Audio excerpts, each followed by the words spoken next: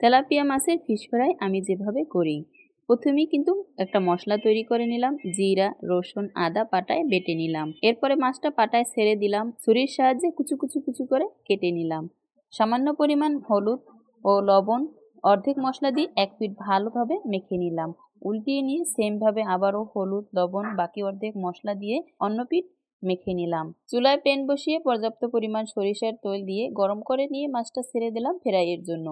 এদিকে মাছটা ফ্রাই হবে, অন্যদিকে একটা মশলা তৈরি করে নিলাম। হাফ টিস্পুন চামচ মরিচের গুঁড়া, কাঁচামরিচ কুচি, পেঁয়াজের কলি কুচি, ধনিয়া পাতা কুচি, স্বাদ মতো লবণ, 2 টেবিল চামচ টমেটো সস ও সরিষার তেল দিয়ে উপকরণটা ভালোভাবে মিশিয়ে নিলাম। মাছটা উল্টিয়ে নিয়ে দুই পাশেই মশলাটা লাগিয়ে নিলাম আর এপিট এপিট ভেজে নামিয়ে নিলাম।